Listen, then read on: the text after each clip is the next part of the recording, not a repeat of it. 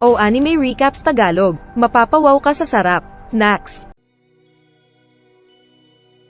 Nagsimula ang series sa isang grupo ng mga heroes na nasil ang Demon King. Hindi nila ito mapatay kaya nag-wish na lang sila ng mga heroes na makakatalo nito sa hinaharap. Ipinakita ang grupo ng mga A-rank hunters na nilalabanan ang mga halimaw.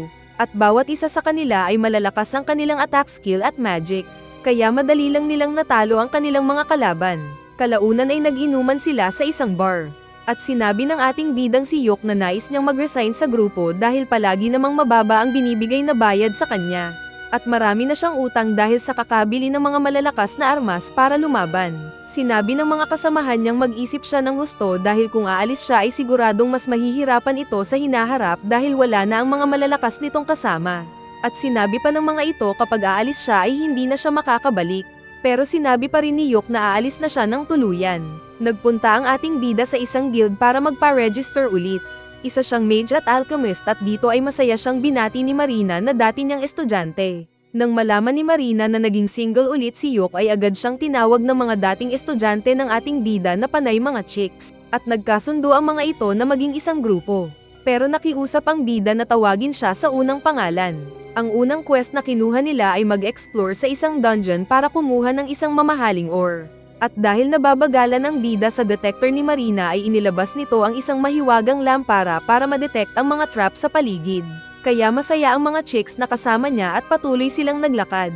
Nang makasalubong nila ang isang grupo ng mga pangit ay nag-buff si Yok at pinalakas ang mga kasama kaya madali lang pinatay ng mga babae ang mga pangit.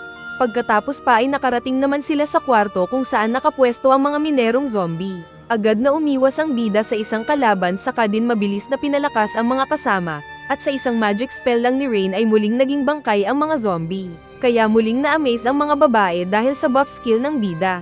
Lalo na nang makita ng mga babae na gumawa pa ng holy water ang bida na dinidilig sa daanan nila para hindi pa sila maamoy ng mga halimaw. Nang break nila ay inilabas ni Yok ang mahiwagang inventory nito at naglabas ng mga kagamitang panluto. Saka siya nagluto ng kanilang pagkain na hot silog. Kaya muling naging excited ang mga babae na kumain. Dahil may kasamang extra mana sa pagkain ay naramdaman ng mga babae na mas lalo silang nagka-energize. Kaya nang harapin nila ang isang dambuhalang bato na Godzilla ay walang hirap na pinag-slow motion ito ni Yok. At saka mabilis na pinutol ni Marina ang ulo ng halimaw na namatay agad. Pagkatapos ay masaya silang nagmina ng mga mahahalagang bato na kasama sa kanilang misyon. Sinabi ni Yok na subukan nilang kalabanin ang boss ng dungeon na nasa 6th floor. Ayaw sana ng mga babae pero sinabi ni Yok na poprotektahan sila hanggang makakaya. Bago sila pumasok sa boss room ay sinabi ng mga babae na mag-livestream sila. At dahil wala pa silang pangalan ng kanilang party ay agad sinabi ni Marina na Clover ang kanilang party name na ayos naman sa mga kasama. Nag-livestream nga sila at binuksan ang boss room. At sa loob ay nakita nila ang naghihintay na malaking halimaw na may pansipit. Umatake ang halimaw na agad inilagan ni Yok. Saka din ginamitan ng 5 klase ng spell.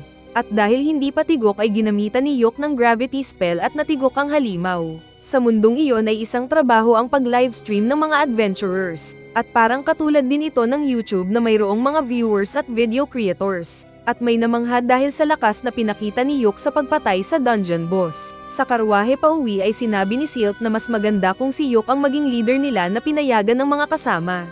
At dahil naisip ng bida na maganda rin ito sa kanya ay nagkasundo sila na siya na ang bagong boss. Samantala ay busy naman sa pakikipaglaban sa maraming direwolves ang dating kagrupo ni Yok. Pero naging mahina ang mga ito at naubusan ng kani-kanilang mana. Isang halimaw ang sinakmal ang paseksing babae. Pero wala nang mana ang healer nila na nagtatago sa gilid. Dahil walang laban ay napilitan ang party na umatras. At habang nag-aagaw buhay si Jamie ay pinilit ni Simon na gamutin ito ng mga kasama. Pero walang magawa ang mga kasama at ayaw pang ibigay ni Boy Pana ang kanyang sariling healing potion. Habang kumakain ay sinabi ng mga kasama ni Yok na iniipon nila ang nakukuha nilang sahod sa pag-adventure para makabili ng headquarters. Kaya mas nagustuhan ni Yok ang grupo. Samantala sa table ng mga corrupt na dating grupo ni Yok ay tinuturo ulit nila ang bagong kasali sa kanilang grupo na kasalanan niya kung bakit bagsak ang misyon nila. Kaya nasabi ng bagong miyembro na ayaw din itong manatili sa grupo ng mga bobo saka ito umalis. At hindi ito lingid kay Yok na narinig ang nangyari sa kabilang table. Kalaunan ay naagaw ang pansin nila at ng mga taong naroon nang makita nila ang video kung paano tinalo ni Yok ang dungeon boss. Dahil dito ay naaasar ang mga ex-party ni Yok na bobo daw ang bida dahil pumili ng mas mahinang mga kasama. At habang nagsasaya ang mga bida, ay isa pang inggit ang masama ang tingin kay Yok dahil mas sikat ito sa kanya. Nang muli silang pumili ng quest ay masaya silang inassist ng front desk clerk na si Mummer. Malaki daw tiwala nito sa kanya lalo na at nag-viral ang video niya. Kaso ay galit ulit yung inggit na pangit. Sinundan nito si Yok at kinumpronta at sinabihang umalis na ito sa Clover Party. Naglabas pa ito ng espada pero nagamitan na ito ni Yok ng magic spell. Kaya nang binalak nitong umatake ay bigla itong nadulas at nabagok ang ulo at nakatulog. Kaya ipinaliwanag ng mga babae na nagpapabida ito sa kanila pero ayaw nila dahil walang silbi at malaki pa ang tiyan. Pagdating nila sa Magical Forest ay napansin nila na walang mga huni ng hayop at ng mga insekto. Kaya nagpasya silang maging handa lagi na parang Boy Scout. Pagdating nila sa isang falls ay sinimulan agad ni Yok ang pag-livestream. Nang lumabas ang halimaw ay agad na ninerbiyos si Yok dahil high-level monster ang kaharap. Kaya pinaalis agad ni Yok ang mga babae para iligtas ang kanilang mga buhay. Pero hindi pumayag ang mga babae na handang lumaban at kaagad nagusal ng kani-kanilang mga chanting spell. Umatake si Marina gamit ang espada at lakas pero naitapon lang siya. Ginamitan ni Yok ng multiple spell ang Magic Beast pero walang gaanong epekto ito sa halimaw. Agad nakatayo si Marina na muling inagaw ang atensyon ng Magic Beast. Kaya nabigyan ng oras si Yok na makapag-perform ng mas malakas na mahika. At gamit ang Magic Missile ay pinatamaan nito ang leeg ng Magic Beast na nagdugo naman ang bunganga. Pero malakas pa rin ito na binalak sumugod. Ngunit gumamit naman si Silk ng Thunder Spell nito na agad tinamaan ang Magic Beast, pero nakatayo pa rin ang kalaban. Inutusan ni Yok si Marina na umatake na ginawa naman ng babae. At sa tulong ng Magic Buff ni Yok ay nagawang ma-slice ni Marina ang leeg ng halimaw na nahulog ang ulo. Pagkatapos ay nagpasalamat si Yok sa mga manonood at pinutol ang livestream. At nakita ito ng dating kagrupo ni Yok na nainggit. Inutusan ni Yok ang mga kasama na maligo muna habang inaayos nito ang tent nila. Kaya naligo ang mga ito sa ilog kung saan nahulog ang ulo ng halimaw. Dahil sa pagtalo nila sa halimaw ay ipinatawag sila ng Guildmaster na si Benwood. Pagpasok nito ay galit ang mukha ng Guildmaster na sinusubukang takutin ang mga babae kasama si Yok. Pero dinerecho ito ni Yok na huwag takutin ang mga babae at siya ang parusahan. Naupo sila at nabanggit ni Yok at Benwood ang patungkol sa abnormal behavior ng halimaw na umalis sa normal nitong tirahan at lumipat sa ibang lugar. Kaya kailangan nila itong maimbestigahan. Humingi ng patawad ang Guildmaster sa mga babae dahil sa delikadong misyon na napuntahan nila. At agad ding na-promote ni Benwood ang mga babae sa C-rank. Dahil din sa bagong magic spell na ginamit ni Yok ay ginawa din siyang A-rank ni Benwood basta pirmahan ang dokumento. Dahil sa tagumpay nila ay binayaran sila ng maraming ginto ng guild. At may kasama pang special platinum coin para kay Yok. Masaya ang mga babae dahil naabot na nila ang pera na kailangan nila para sa pagbili ng HQ. Tinanong ni Rain kung anong pangarap ni Yok. Kaya nasabi nito na gustong makalaban ang dungeon boss ng Achromatic Darkness. Isang paraan para makita niya ang katapusan ng mundo. Hindi makapaniwala ang mga babae noong una. Mahirap man ito, pero dahil iisa silang nagsusuportahan na party ay masaya ang mga babae na tutulungan si Yok sa pangarap nito. Muling nag-live ang mga bida habang nilalabanan nila ang isang higanteng Mariang Palad. Bilang grupo ay sabay-sabay na ginamitan ng Clover Party ang malaking kamay ng kanilang magic skill para mapatay ito. Kaya mas lalo silang sumisikat na kinai-inis ng talunan na grupo ni Simon. Hindi rin ito lingid sa nag-emo na Jamie sa kwarto nito. Nasabi ni Barry na maganda siguro kung ibalik nila si Yok sa grupo nila at dadaanin na lang nila ito sa fair share, na nagustuhan naman ni Simon. Kaya nang pagdating ng mga bida mula sa quest ay sinalubong sila ni Simon na parang siga sa kanto. Umalis ang mga babae at pumasok sa guild habang nagpaiwan ng dalawang leader. Ayaw sanang kausapin ni Yok si Simon pero galit itong sinabihan si Yok na tumigil. Parang boss pa rin na sinabihan ni Simon si Yok na bumalik sa grupo nila. Pero ayaw na ng bida dahil ginagamit lang siya ng mga ito. Saka iniwan ang napahiya na Simon. Dahil sa kanyang desisyon ay masaya siyang niyakap ni Marina at hinila din ng dalawa pa para uminom ng alak. Nagkaroon ng sponsors ang mga bida at binigyan ang mga babae ng mga armor na kanilang gagamitin sa kanilang live streaming para may promote din ito. Kaya napahanga si Yok sa bagong itsura ng mga chicks na kasama. Muli silang nagpunta sa isang quest at pumasok sa isang labyrinth. Balak ng mga babae na maglambitin pababa gamit ang lubid. Kaya nagtapon ng bato si Yok na biglang nasunog at naglaho at nagulat ang mga babae. Napansin ni Yok na parang nireregla si Rain na nagsusungit. Kaya pinansin ni Yok at na-compliment ang bagong hair ribbon ni Rain at sinabing cute ito. Kaya niyakap siyang bigla ni Rain sa saya. May nakita silang trap na mabilis nilang detonate kung saan lumabas ang maraming mga tusok sa 4 na direksyon. Agad silang naghanda para sa laban nang makita ang mga orc sa kanilang harapan.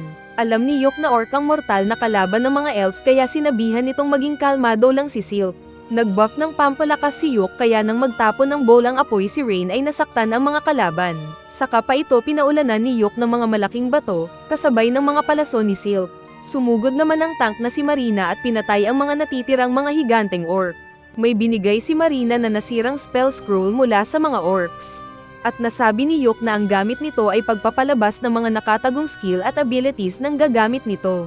Kapag naayos niya ito ay ibibigay sa isa sa mga kasama para pandagdag skill. Kaya nasabi ng mga babae na dapat itong ibigay kay Marina para madagdagan ang trabaho. Habang naglalakad sa madilim na pasilyo ay nabanggit ni Yok ang patungkol sa nabasa nito tungkol sa mga shadow stalker na nagtatago sa dilim. At paglingon ni Marina ay may itinuro itong nagtatago sa dilim. Natakot sila nang makitang isa itong shadow stalker.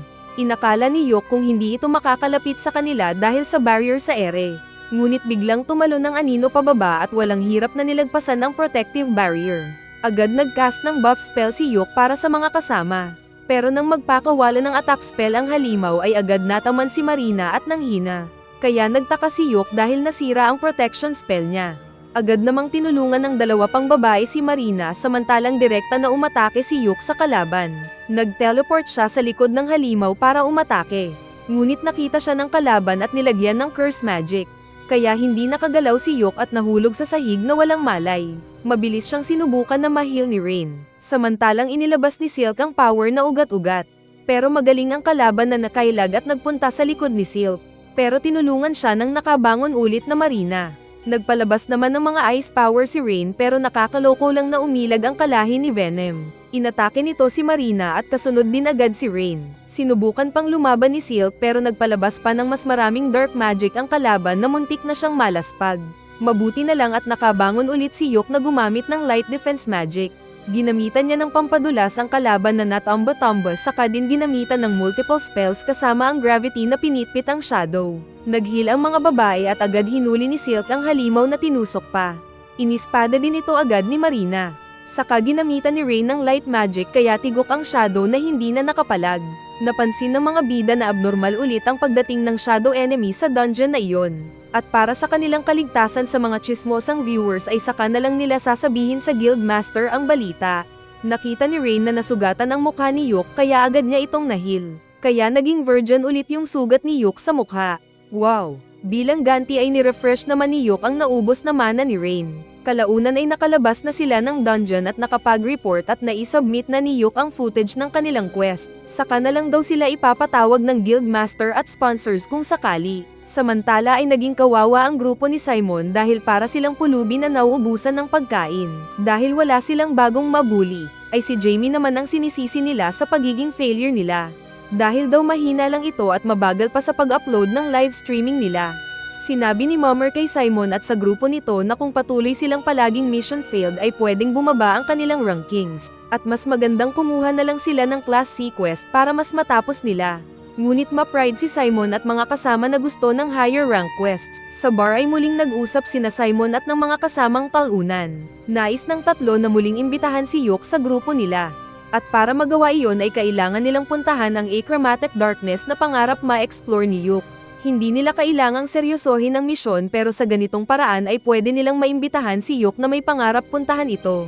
Pero tahimik lang si Jamie sa katabing mesa na hindi kumbinsido sa plano ng tatlong kasama. Dahil naging sikat ang mga bida ay mayroon silang naging tagahanga at naging mga haters. Kaya sinabi ni Yok kay Rain na huwag pansinin ang mga inggit sa kanila.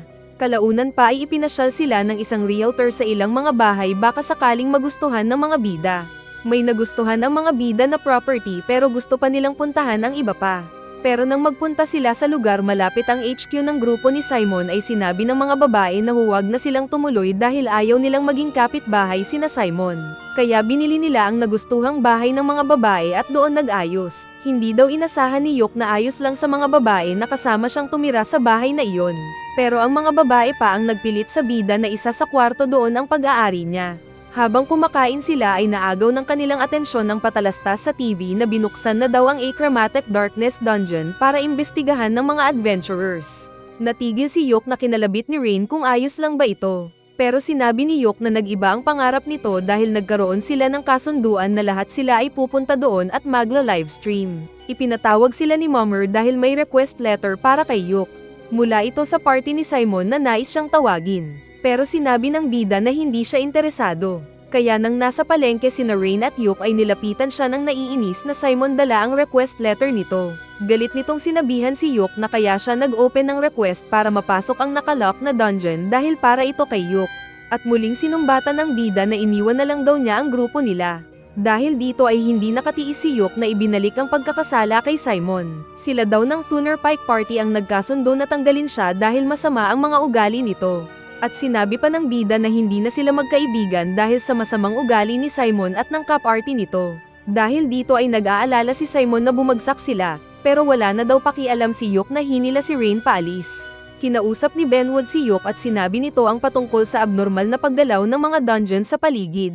At alam nilang dalawa na kapag magpapatuloy ito ay posibleng magkaroon ng monster stampede. Sinabi ni Benwood na posibleng may kinalaman ng Achromatic Darkness Dungeon at kailangan ng pasukin ito ng grupo ni Yok. Ayaw sana ni Yok dahil delikado at mayroon pang ibang Class A rank party kagaya ng kay Simon. Pero sinabi ni Benwood na wala daw siyang tiwala sa iba. Binigyan niya si Yok ng exit scroll dahil si Yok lang ang pinagkakatiwalaan niyang mag-imbestiga at mag-report sa kanya. Saka dumating pa ang request letter ng isang hari doon kaya wala nang magawa si Yok kundi pumayag sa quest. Pag-uwi ay sinabihan niya ang mga kasama at sinabing natatakot siya na baka mapahamak ang mga kasamang chicks. Kaya na may niyakap daw siya ni Rain para ma-comfort at sinabi pa ng tatlo na malaki ang tiwala nila sa kanya bilang leader. Kaya nagkaroon ng lakas ng loob si Yok dahil mapagkakatiwalaan din niya ang tatlo. Pagdating nila sa opisina kinabukasan ay may ipinakilala sina Benwood at Mummer na isa pang babae na makakatulungan ng mga bida bilang kanilang scout. Isa itong taong pusa na may ninja skill at nagpakilalang si Nene. Kalaunan pa ay nagpunta sila sa entrance ng Achromatic Darkness na pundasyon pala mismo ng guild office para masigurong mabantayan ito. Sinabi ng guild master na nag-back out na lahat ng guild na papasok sa dungeon, at tanging ang grupo lang ni Simon ang kasama nilang mag-e-explore doon at nasa loob na ang mga ito. Saka nagpaalam na ang mga bida kay Mummer at Benwood para pumasok. Sabay livestream na rin kaya napapanood sila ng mga fans. Nag-invisible si Nene at iniwan sila para mag-scout. Saka din ito agad bumalik at nagpatuloy sila sa pagpasok sa isang bahagi ng dungeon na kakaiba ang pagkakagawa. Habang naglalakad ay muling pinaalala ni Yok na ang gagawin lang nila doon ay para mamasyal habang naka-livestream para makita sila ng mga sponsors at ng guild. Sinabi din niyang nasa ikawalong palapag na ang grupo ni Simon. May nakita silang Chimera na security guard at masipag ito na hindi natutulog sa pwesto. Kaya sinabi ni Yok na may buff na sila ni Rain. Kaya naman nagritual si Rain, Yok at Nene para umatake. Sinabayan sila ng halimaw na Headhammer Shark ang ulo sa pag-atake. Pero sinunog nila ito kasabay ng pagpapaulan ni Silk ng mga palaso nito. Kaya natigok din lang ang walang silbing kalaban. May nakita silang ball na agad namang binuksan ng ninja na pusa. At masaya sila dahil mga kumikinang na jewels at mga artifacts ang naroon. May kinuhang singsing si Yok, kasama ng isa pang mahiwagang black box na hindi pa nila alam ang gamit. Pero tinago pa rin ito ni Yok baka sakaling magamit nila sa iba pang level ng dungeon. Walang ano-ano ay pinasuot ni Yok ang singsing kay Rain kaya nag-blush ito. Pero ang gamit ng singsing ay para pampatalas ng pag-iisip. Habang nagre-recess at kumakain ay napagtanto ng mga bida na ang nakalaban nilang halimaw na pating, kasama na ang nabuksan nilang ball ay posibleng kasama sa abnormal activity sa dungeon na iyon. Pero dahil hindi pa nila matukoy ang gagawin ay nagpasya si Yok na bumalik sila kinabukasan. Sa daan palabas ay nakita nila ang grupo ni Simon kasama ang mga katulad nitong mayabang pero hindi naman pogi. Muling kinulit ni Simon si Yok na makipagsanib sa kanila dahil pumasok na rin lang ito sa dungeon. Pero ipinaliwanag ni Yok na tinupad lang niya ang hiling ng hari at ng guildmaster. Mayabang pa si Simon na pinipilit humingi ng kopya ng live streaming ng mga bida kasama na rin ang mga nahanapan nilang mga items. Nag-assume pa ang bully na considered magka-alliance na daw ang party nilang dalawa dahil pumasok silang pareho sa dungeon. Ngunit galit na sinabi ni Yok na wala silang napagkasundoan na alliance. At napapanood ito ng mga nagtaka na spectators kung nag-aaway ba ang mga adventurers. Minamaliit ng Class A guild ni Simon ang Class C guild ni Yok. Kaya nakisabat na rin ang hindi nakatiis na Silk na huwag silang pakialaman. Ngunit minura pa ni Simon si Silk dahil sa isa itong dark elf na para sa karamihan doon ay nakakatakot na uri ng mga elf. Kaya mas lalong nagalit si Yok na tinabig ang kamay ni Simon dahil kapamilya na daw niya si Silk. Kaya basag ang ekspresyon ni Simon kasama ang mga kagrupo. Saka umalis na sina Yok. Dahil sa nangyari ay pinatawag ni Benwood ang party ni Simon at ipinakita ang mga sulat ng mga sponsors laban sa kanila. Pero mayabang pa si Simon na sinabing sina Yok ang may kasalanan ng nangyari. Kaya sinuntok siya ng guildmaster at tumilapon sa isang mesa. Magrerason pa kasi kaya tinapunan pa ng kutsilyo padaplis sa mukha. Galit na sinakal at ipinaliwanag ni Benwood na reputasyon ng kaharian nila ang nakataya dahil sa ginawa ni Simon at pwedeng maging dahilan para masira sila sa mga elf. Pinilit ni Benwood ang grupo ni Simon na mag-livestream sila para humingi ng paumanhin. Dahil kung hindi ay tatanggalin sila na adventurers. Ma-pride pa rin na sinabi ni Simon na kung wala silang Class A adventurers na papasok sa Achromatic Darkness ay maipapasara ito dahil class silang ang grupo ni Yok. Ngunit ipinaliwanag ulit ni Benwood na naka-register pansamantala na Class A ang party ni Yok. Kaya kahit matanggal sina Simon ay tuloy lang ang adventure, kaya tameme ang mga loko. Sa ilalim ng malakas na ulan ay nagagalit si Simon na ayaw mag-public apology. At sakto sa timing na lumapit yung matabang naiinggit kay Yok at sinabi kay Simon na may naiisip siyang plano para mapabagsak ang grupo ni Yok. Kalaunan ay inilabas ni na Yok at Marina ang black box na hindi nila alam ang gamit. Pero na-activate ito ng alchemist power ni Yok na naging espada. Kaya masaya naman si Marina na nakakuha nito. Nang muling bumalik sa Achromatic Darkness ang mga bida ay sinabi ni Yok na goal lang nilang magpunta ng 3rd floor. Pero pagbaba nila sa 2nd floor ay nagulat sila sa sobrang lawak dahil hindi naman ito nagmumukhang loob ng dungeon dahil malawak ito at mayroon pang langit. Nakalimutan ni Yok ang telescope niya kaya sinabi ni Rain na gagamit siya ng telescopic eyes. Kaya binuhat siya ni Yok para pagmasdan ang paligid at may nakita naman siyang bahay. Maninilip sana siya pero napagod na ang mata niya. Habang naglalakad patungo sa bahay ay naiisip ng bida na posibleng artipisyal lang lahat ng nakikita nila maging ang araw. Pag-abot nila sa bahay ay pinagbuksan sila ng isang matandang babae na may dalang merienda para sa kanila. Matagal na daw itong walang bisita pero alanganin ng mga bida dahil imposibleng may tao na nakatira sa dungeon. Kaya tumanggi ang bida sa alok ng matanda. Dahil dito ay sinabi ng matanda na gagabi na kaya bigla nga na nagdilim ang paligid. Saka din nagpalit ng anyo ang matanda na naging isang magandang demonyo. Nagbago din ang anyo ng maliit nitong bahay sa pagiging kastilyo. Siya daw si Lady Persephone na isang immortal ruler na nagbabantay sa mundo ng mga patay at ginagawang mga alipin ang mga nawawala doon. Dahil kilala ni Yok na malakas ang babae ay agad siyang lumuhad at sinabing sana ay magkita silang muli kapag namatay na si Yok. Kaya nilapitan siya ni Persephone at nilagyan ng marka sa leeg. Pero kapalit noon na hinayaan silang umalis ni Persephone. Pinag-buff ni Yok ang mga kasama para mas mabilis silang makaalis pabalik dahil nasa mundo na pala sila ng mga patay. Pagkaalis nila ay kumain muna sila at nagpahinga habang pinag-usapan ang nakita nilang lugar. Kabaliktaran daw ang nangyayari sa mundong iyon at posibleng isang katangian ng Achromatic Darkness na magbukas ng pinto patungo sa ibang mundo katulad ng teritoryo ni Persephone. Sinabi pa ni Yok sa mga kasama na maaring ang dungeon na iyon ay ang intersection ng iba't ibang mga mundo kaya may kakayahan itong kopyahin ang iba't ibang realms. Hindi nila alam kung saang level na sila ng dungeon. Pero ang napagtanto nila ay hindi stable ang pagkakaayos ng bawat floor ng dungeon kaya nag-iiba ang inaakala nilang 2nd floor at posibleng mapalitan ito ng 30th floor. Nais sanang gamitin ni Yok ang escape scroll pero sinabi ng mga chicks na magpahinga muna ito at mag-isip ng husto. Kaya natulog muna sila at siya yung nasa gitna ng mga chicks. Akala mo kung heaven na pero nagising na ang bida dahil sinipa siya ni Simon. Nakita rin niyang nakatali ang mga kasama niyang chicks na walang malay. May slave collar pang nakalagay sa leeg ni Rain na ipinakita ni Barry. Ibinigay daw ito ng isang sponsor ng grupo ni Simon na galit sa grupo ni Yok. Sinubukan ulit na ma-blackmail ni Simon ang bida na pirmahan ang inayos nilang kontrata. Sinasabi sa kontrata na nakipagsanib ang grupo ni Yok sa grupo ni Simon at sasabihin daw ni Yok sa publiko na kasalanan nila ang hindi pagkakaunawaan nila noon na nakita ng publiko. Ngunit ayaw ng bida kaya sinipa at sinaktan ulit siya ni Simon. Sinabi ni Simon na kung hindi siya papayag ay gagawing toy doll ni Barry si Rain na chicks ni Yok. Saka sinaktan ulit ang kawawang bida na inapak-apakan sa lupa habang minumura. Sinabi ni Barry na lalamunin muna niya ang Black Forest ng Dark Eld na si Silk, kaya napilitan si Yok na pumayag pumirma.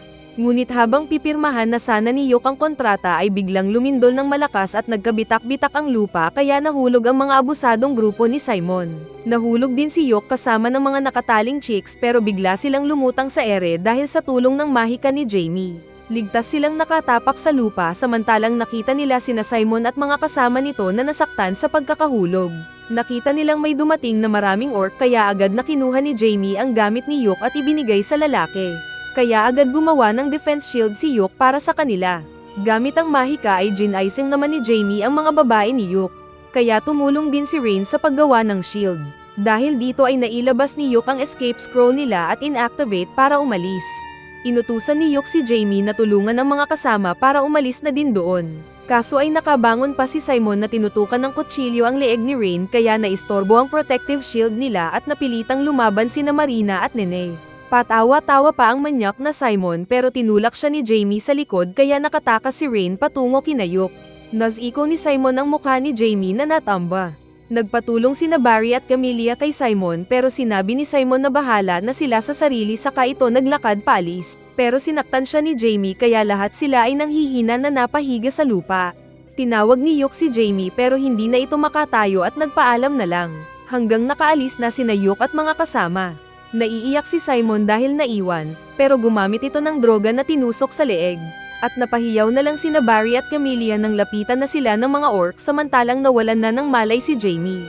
Ipinakita ang pag-live ni Jamie at sinasabi nito sa sarili na nagsisisi siya sa ginawang mali kay Yok. Pero huli na daw ang lahat dahil hindi na niya maibabalik ang nakalipas. Magandang kantahan ng I Told You So. Sa guild office ay naiinis si Yok dahil hindi niya nailigtas si Jamie. Pero sinabi bigla ni Benwood na may nakuha silang SOS call mula sa guild ni Simon. At nang pakinggan nila ito ay boses ni Jamie. Kaya agad sinabi ng bida na ipadala siya para tulungan ang natrap na guild. Pag-alis ni Benwood ay sinabi ng mga babae na sasama din sila kay Yok. Ang dahilan ni Rain ay dahil kailangan niyang maipatanggal yung nilagay sa leeg niyang slave chain. Pinalapit siya ni Yok at biglang nagusal ng chant na nang tanggal sa chain ni Rain. Sinabi ni Yok na mula nang mamarkahan siya ni Persephone ay marunong na lang siya ng ilang black magic. Biglang kumatok sa pinto si Besho na galit at may kasamang bodyguard. Pagbukas ni Yok ay binalak siyang suntukin ng pangit. Pero sinipa ni Yok ang balls ni Besho. Hindi din nakagalaw ang mga kawal niya dahil pinatulog na sila ni Nene at Marina. Inilabas ni Besho ang pangkontrol sa collar na inilagay ni na Simon kay Rain. Kaya nabisto na sila ang sponsor ni Simon. Tinawag ni Besho si Rain na inakalang nasa ilalim ng kontrol nito. Kaya lumapit naman si Rain. Pero bigla niyang hinampas ang manyak na kaharap at kasamang natulog katabi ng mga kawal. Nais pa sanang paluin ni Rain si Besho pero pinigilan na siya ni Yok.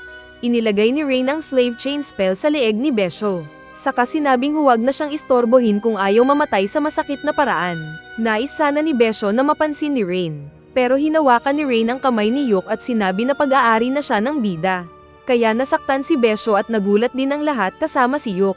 Hinawakan ni Yok ang ulo ni Besho at nagcast ng spell na mawawala ang Junjun nito kung lalapit pa siya kay Rain. Kaya mas natakot ang talonan na Besho. Pag-uwi sa bahay ay binisita sila ng isang nagngangalang Lucent. Unang pagkakataon na magkaharap sila ni Yok.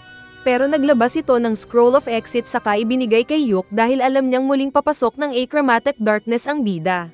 Sinabi ni Yok na ililigtas nito ang isang kaibigan sa dungeon. Saka din agad na umalis si Lucent pagkabigay ng scroll. Bago sila pumasok ng dungeon ay nag-usap muna sila kina Benwood at Mummer.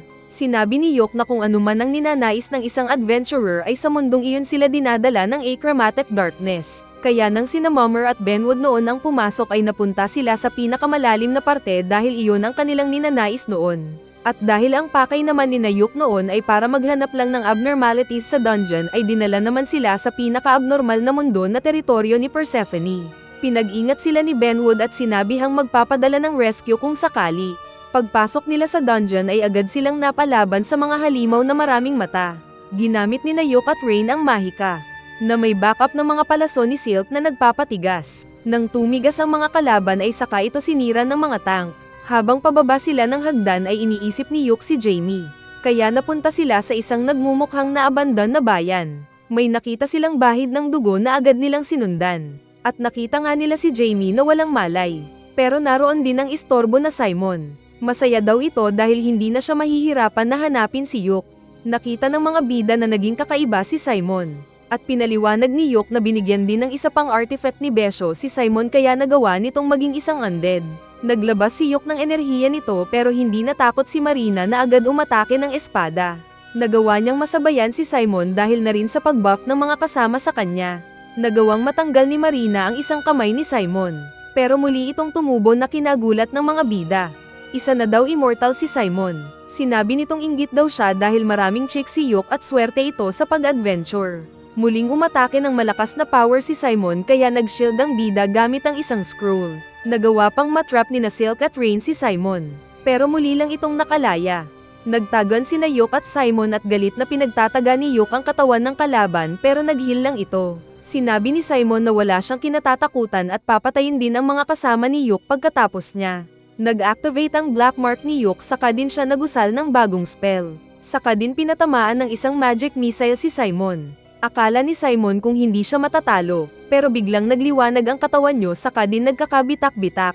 Sinabi ni Yok na magpapatuloy lang ang pagsabog ng katawan ni Simon hanggat hindi siya namamatay. Kaya kahit immortal ito ay patuloy lang siyang mahihirapan. Sinubukang lunasan ni Rain ang sugat ni Jamie pero malalim daw ito. Binuhusan din niya ng healing potion pero hindi tumatalab. Nagpaalam daw si Jamie na nagsorry kay Yok. Pero pinahawak ni Yok ang curse mark ni Persephone sa kanya at nagcast ng spell kaya nalunasan si Jamie. Akala ni Yok kung patay na ang babae pero alam ni na Rain na ayos na ito. May mga dumating na Shadow Stalker at sabik ang mga ito na nilapitan ang natakot na Simon. Sa kanila kinakain ang unlimited at hindi namamatay na Simon nakitang-kita naman ng mga paalis ng mga bida. Hay kawawang Simon, naging unli ng mga shadow monsters. Sinabi ni Yok na iiwan na niya ang nilalang na dating best friend niyang si Simon. Saka din nila ginamit ang Scroll of Exit paalis. Dahil sa standard protocol na hindi nagawa ni na Yok nang muli silang pumasok sa dungeon ay kinailangan ni na Benwood at Mummer na suspindihin muna sila sa guild ng 2 linggo. Ibababa ang kanilang rangko at babawasan ang kanilang bayad. Pero ayos lang ito sa mga bida ayon sa usapan nila bago nila niligtas si Jamie. Samantalang nasuspinde naman si Jamie ng 1 taon. Inakala ni Jamie kung banishment ang parusa niya pero alam ni na Benwood na hindi siya tulad ng mga dating kasama. Paglabas nila ay muling humingi ng paumanhin si Jamie kay Yok dahil sa pang-aabuso niya sa kabaitan ng bida. Pero hindi lang daw niya gusto na babero si Yok. Formal na masayang nagpasalamat si Jamie kay Yok saka din ito umalis. Kaya masayang umuwi si Yok sa piling ng mga chicks nito.